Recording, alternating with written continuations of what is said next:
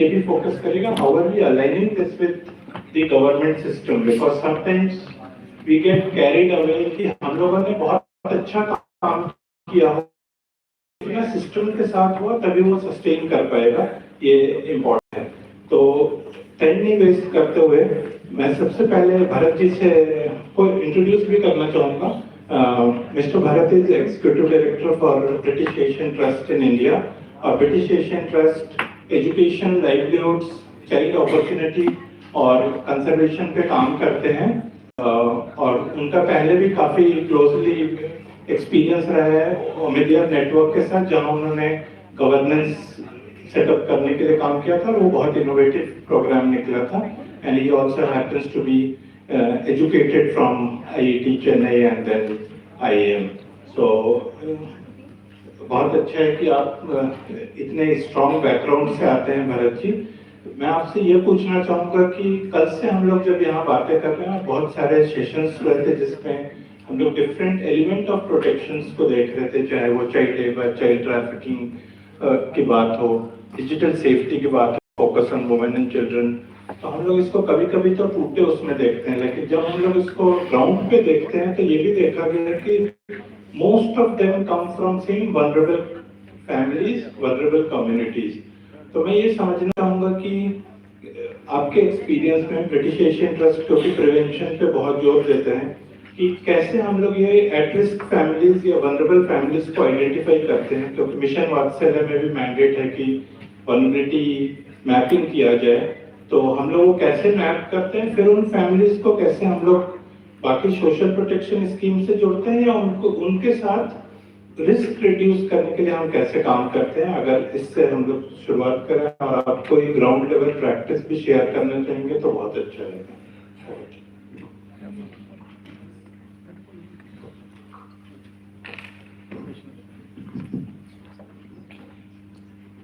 Thank you so much, Prabhat.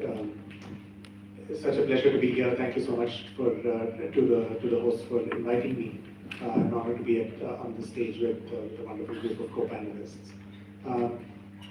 The work that we do on the ground is a program called Coverage, which essentially focuses on prevention of all of the vulnerabilities and the challenges that you mentioned, Prabhat. So, how do we take an approach that is not based on sort of just rescue, rehabilitation, prosecution of perpetrators and things like that, which of course are all very important aspects of the work. But our focus is on saying how do we prevent harm from befalling a child in the first place. And for that, the aspect that you talked about, which is identifying vulnerable families or vulnerable children in particular, becomes probably the most important aspect of it. Because if you can't identify vulnerability early, you definitely can't do anything to protect it. So there, our experience has been that with all of the institutions that the programs that you mentioned have put in place, so whether they be child protection committees, whether they be even self-help groups that have come from a very different area around NRLM, these are the institutions that have been the most successful in identifying vulnerability on the ground in our experience. Right? So once we have, so in the case of our program, we have helped capacitate many of the child protection committees on the ground. And once we capacitate them, once we enable them to identify vulnerability, that is what they have then been going ahead and very successfully doing. So, examples in our work, we've done that very successfully in Rajasthan, for example, where we actually work through self-help groups, much more so than the CPCs.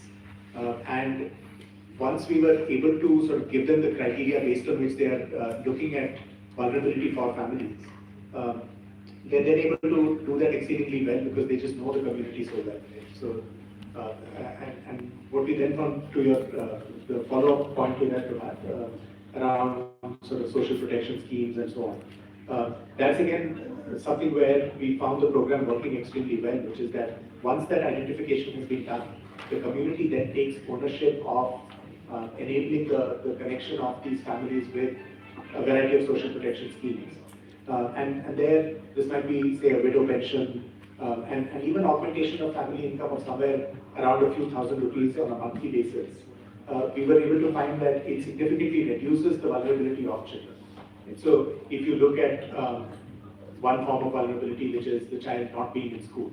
So in the general population in a community, if you find that 30% of children are out of school in a certain age group, that number might come down to as little as 5 or 6% once you're able to connect the family with the right social protection scheme. So a significant decline there.